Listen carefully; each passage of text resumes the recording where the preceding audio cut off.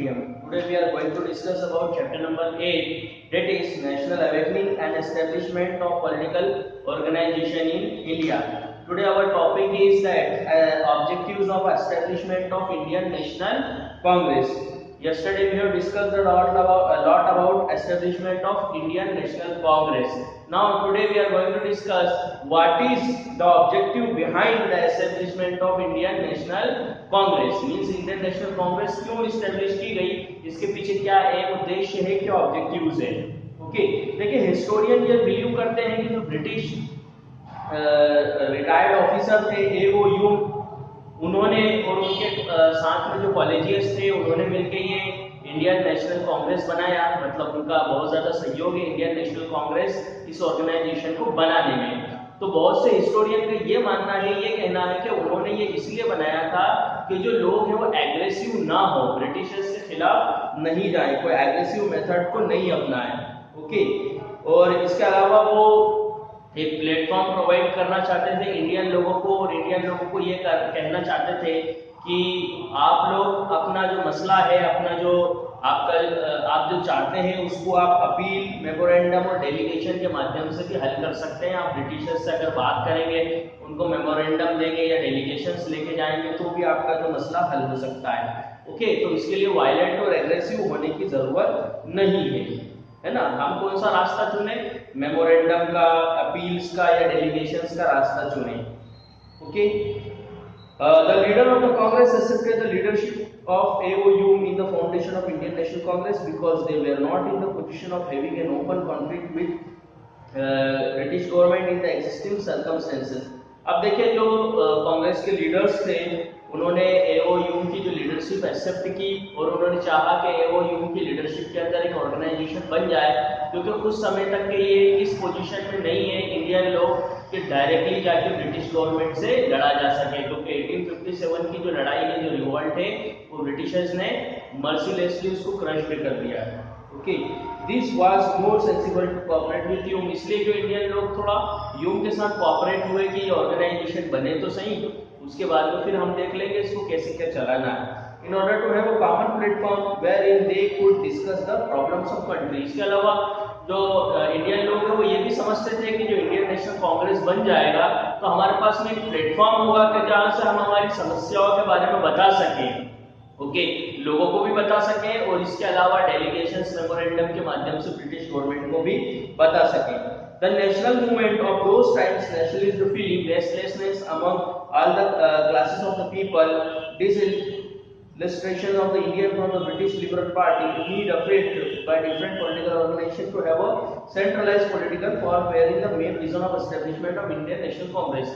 देखिए Indian national Congress इसलिए भी फॉर्म किया गया, या इंडियन लोगों ने ये सोचा कि भारत के अलग अलग हिस्सों के अंदर छोटे मोटे ऑर्गेनाइजेशंस वगैरह हैं, और इसके अलावा भारत की हर क्लास के अंदर कहीं ना कहीं रेस्टलेसनेस की फीलिंग है ब्रिटिशर्स के खिलाफ. तो क्योंकि जब इंडियन नेशनल कांग्रेस बनेगा तो हम इससे सभी संगठनों को एक कर सकते हैं, या हमारे पास में एक नेशनल प्लेटफॉर्म होगा हमारी समस्याओं को हटाने का. Okay, therefore some scholars have the opinion that Indian National Congress was expression of national consciousness. तो इसलिए बहुत से स्कॉलर्स का ये कहना था कि इंडियन नेशनल कांग्रेस बनेगा तो इससे एक नेशनल कॉन्शियसनेस फीलिंग आएगी सभी में. Okay, the first president of Congress. अब इस कांग्रेस के इंडियन नेशनल कांग्रेस बन गया, इसके पहले प्रेसिडेंट थे योगेश चंद्र बैनर्जी.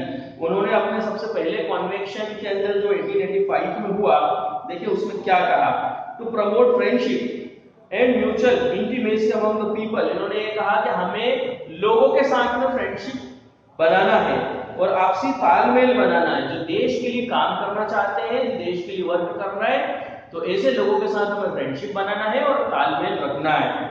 ओके, इसके अलावा हमारे अंदर जो जाति, धर्म, संप्रदाय का भेदभाव है उसको हमें रिमूव करना है और हमारे अंदर एकता की भावना हमें लेके आना है, नेशनल फीलिंग्स लेके आना है. Okay, to document the contemporary and burning problem of India with the help of education and matured individual through a careful and detailed discussion. देखिए अब जो इंडिया की प्रॉब्लम है, जो बर्निंग इश्यूज है, उसको हमें हेल्प करना है एजुकेटेड लोगों की मदद से. और इसके अलावा जो मेच्योर्ड लोग हैं और एजुकेटेड लोग हैं उनकी मदद से हमें हल करना है। ओके, और उसके लिए केयरफुल और डिटेल्ड डिस्कशन होना चाहिए। To chart a programme of political activities in public good for next 12 month. और इसके अलावा एक साल के लिए प्रोग्राम्स बनाना है जो पॉलिटिक के हमारी साल भर के लिए पॉलिटिकल एक्टिविटीज क्या रहेगी, तो उसका पूरा खाका तैयार करना। तो ये कुछ ऑब्जेक्टिव्स थे इंडियन नेशनल कांग्रेस के, जो कि उमेश चंद्र बैनर्जी ने अपने फर्स्ट कन्वेंशन में लोगों के सामने रखे। अब देखिए क्या हुआ कि बहुत जल्दी ये जो ऑर्गेनाइजेशन था ये फेमस हो गया, इसने नेशनल लेवल ले लिया, एक नेशनल लेवल का ऑर्गेनाइजेशन हो गया था और ये expression of feeling of Indian का सिंबल बन गया। ओके, अब हम बात करेंगे next, the development of nationalism, liberalism and extremism nationalism. अब हम बात करते हैं कि जो है नेशनलिज्म, लिबरलिज्म या एक्सट्रीमिज्म की जो डेवलपमेंट है वो कैसे हुई। Following the establishment of Indian National Congress, representatives from all caste followers, every religion and caste participating in first convention। देखिए यदि मैं इंडियन नेशनल कांग्रेस की बात करूं तो जो पहला कन्वेंशन था इसका, उसमें सभी रीजन से, सभी जाति धर्म संप्रदाय के लोग यहाँ पर शामिल हुए थे। After Lokmanya Tilak joined this institution, came closer to the masses and Mahatma Gandhi influence gave it national level perspective। देखिए इसके बाद में जो लोकमान्य तिलक ने भी इनको ज्वाइन किया इस इंस्टीट्यूशन को, इसके काफी वो करीब रहे। और इसके अलावा जो महात्मा गांधी है उन्होंने कहा कि ये एक नेशनल लेवल का पर्सपेक्टिव है, जिसके द्वारा हम हमारी जो मुद्दे हैं उसको कहीं ना कहीं डिस्कस कर सकते हैं, ब्रिटिशर्स के सामने रख सकते हैं। Nationalism developed in India in different stages with the passage of time, the Congress policies also change. देखिए इंडियन लोगों में नेशनलिज्म डेवलप्ड हो रहा था, लेकिन समय के साथ साथ जो कांग्रेस की पॉलिसीज है वो भी चेंज हो गई। Various views difference from Congress existence think merged. In this chapter we shall understand the original characteristic of the Congress. तो देखिए जो पहले कन्वेंशन के अंदर बात कही गई थी, पहले कन्वेंशन के टाइम पे जो कांग्रेस के व्यू थे वो समय के साथ चेंज होने लगे, वो सब के सब हम इस लेसन के अंदर देखेंगे। अभी हम देखते हैं लिबरलिज्म और liberal nationalism thinking. Between the period 1885 और 1905 is known as the liberal period. देखें जो 1885 से लगाकर 1885 में पहला कन्वेंशन हुआ था कांग्रेस का, जिसके प्रेसिडेंट थे उमेश चंद्र बैनर्जी। तो 1885 से लगाकर 1905 तक का जो टाइम था वो लिबरल पीरियड था। ओके, लिबरल पीरियड मतलब during this period the command of Indian national Congress was in the hand of liberal. मतलब इस समय के दौरान जो इंडियन नेशनल कांग्रेस की कमांड थी वो लिबरल लोगों के हाथ में थी, मतलब मॉडरेट लोगों के हाथ में थी, जिसके मेन लीडर थे दादा भाई नौरोजी, सुंदरनाथ बनर्जी, फिरोज शाह मेहता, गोपाल कृष्ण गोखले, राज Bihari Bose, Mahadev Govind Rana. These leaders had faith in moderate thinking। इनका जो फेथ था वो मॉडरेट थिंकिंग के अंदर था। ओके, और देखिए अब मॉडरेट लोग क्या चाहते थे, इनका बिलीव ये था कि जो ब्रिटिश गवर्नमेंट है उससे हमें डायरेक्टली एग्रेसिव वे के अंदर नहीं रहना है। ओके, और वायलेंट वे में बिहेव नहीं करना है, बल्कि हमें क्या करना है कि कुछ अपील्स, मेमोरेंडम या डेलीगेशंस के माध्यम से हमारी समस्याओं को ब्रिटिशर्स के सामने रखना है और ब्रिटिशर्स से इसे हल करवाना है। In order to influence the British people and politician, moderate had sent a delegation to England. तो देखिए जो मॉडरेट लोग हैं ये कई बार अपना डेलीगेशन इंग्लैंड में लेके गए। ओके, और इसके अलावा ब्रिटिशर्स को इंडियन की समस्याओं के बारे में पता चलता रहे, इसलिए वो एक इंडिया नाम का एक अखबार निकाला करते थे लंदन से। Okay, every year moderate used to pass a proposal and put up their demands through logical approach. हर साल जो मॉडरेट लोग होते थे वो अपना एक प्रपोजल रखते थे, प्रपोजल पास करते थे और जो डिमांड्स है उसको ब्रिटिश गवर्नमेंट के सामने रखते थे। एक लॉजिकल अप्रोच होता था उनका इस डिमांड को रखने का, ये हमारी डिमांड है, ये इंडियन लोगों की डिमांड है, इसे आपको फुलफिल करना है। इसके अंदर देखिए एजुकेशन का कोई प्लेस नहीं था, मतलब ये एजुकेशन धरना वगैरह नहीं देते थे, बल्कि एक पॉलिटिकल वे के अंदर अपना ऑर्गेनाइजेशन चलाते थे। इनका ये कहना था कि यदि हम धरने वगैरह देंगे तो इससे जो है कानून का नुकसान होगा, कहीं ना कहीं कानून टूटेगा। इनिशियली ब्रिटिश टू का sympathetic view toward the Congress. तो देखिए ब्रिटिशर्स का भी जो है सिंपैथेटिक व्यू हो गया कांग्रेस की तरफ कि ये हमें कोई प्रॉब्लमेटिक सिचुएशन में तो डाल नहीं रहे हैं, है ना। Even government officials used to attend conventions, but gradually the attitude changed. It was declared as an organization representative minorities and anti-British. तो शुरुआती दौर में जो ब्रिटिशर्स है उनके ऑफिसर्स भी कांग्रेस का कन्वेंशन ज्वाइन करते थे, लेकिन बाद में ब्रिटिशर्स का नजरिया चेंज हो गया। उन्होंने कहा कि ये जो ऑर्गेनाइजेशन है ये माइनॉरिटीज का है और एंटी ब्रिटिश है, मतलब इसमें जो काम हो रहा है वो ब्रिटिशर्स के खिलाफ हो रहा है। A class of Congress member did not approve the policy of moderate. They considered moderate approach and they seen favor from British rule. अब देखें कांग्रेस के अंदर ही एक क्लास ऐसी थी, मतलब कुछ ग्रुप ऑफ पीपल ऐसे थे जो मॉडरेट लोग जो काम कर रहे थे उनकी थिंकिंग के खिलाफ थे। उनका कहना है कि ये जो वर्क कर रहे हैं कहीं ना कहीं ये ब्रिटिशर्स के फेवर के अंदर वर्क कर रहे हैं। ओके, अब देखेंगे हम importance and achievements of moderates. The moderates did not succeed in achieving their demands through appeals and memorandum, but they have the credit of building the background ready for struggle.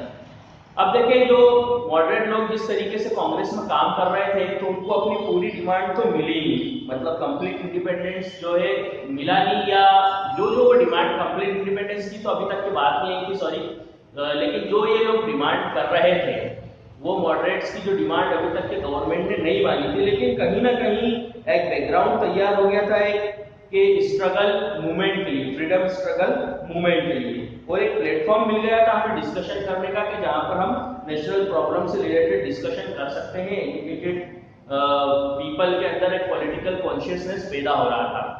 देखिए हम ये बात करते हैं moderate लोगों ने क्या demand की थी गवर्नमेंट से, क्या चाह रहे थे वो।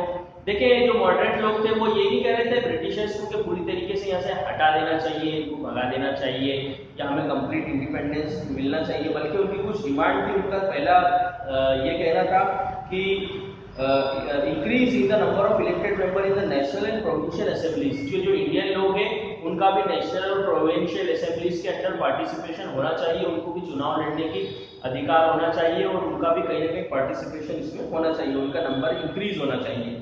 ओके, और इंडियन एडमिनिस्ट्रेटिव जो सर्विसेज है उसके अंदर भी इंडियन लोगों को ज्यादा से ज्यादा शामिल किया जाए।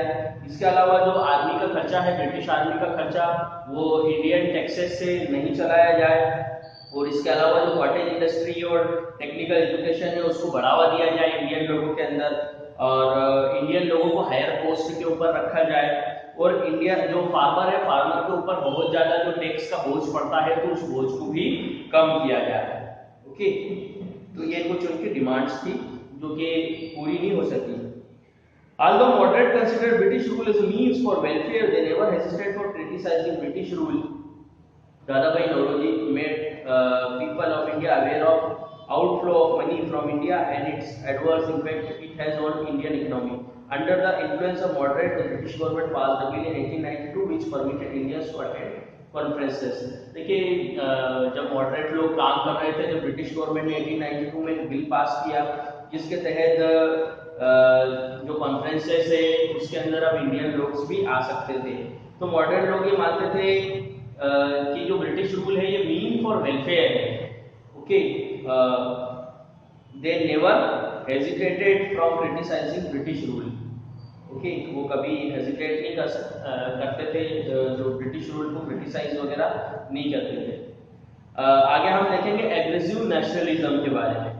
In initial period of establishment of Indian national Congress for 20 year, देखिए 20 सालों तक के कांग्रेस के अंदर मॉडरेट लोगों का राज्य रहा, मॉडरेट लोगों से इन्फ्लुएंस रही कांग्रेस, लेकिन उसके बाद में जो एग्रेसिव नेशनलिज्म ये कांग्रेस के अंदर बढ़ने लगा।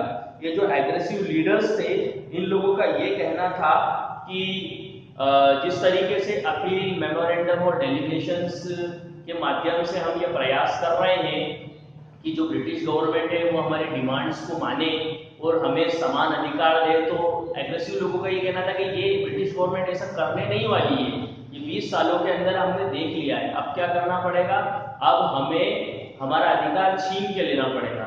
ओके, तो अब ये causes of emergency of extremism जो कांग्रेस है या एक्सट्रीमिज्म कांग्रेस के अंदर क्यों पैदा हुआ, ये हम इसके कॉजेस वगैरह कल देखेंगे। आज हमने केवल इसका एक इंट्रोडक्शन देखा है एग्रेसिव नेशनलिज्म का, कि 20 सालों तक के जो इंडियन नेशनल कांग्रेस है वो मॉडरेट लोगों के हाथ में रही, अब कहीं ना कहीं एमरजेंस हो रहा है एग्रेसिव नेशनलिज्म या एग्रेसिव लोगों का।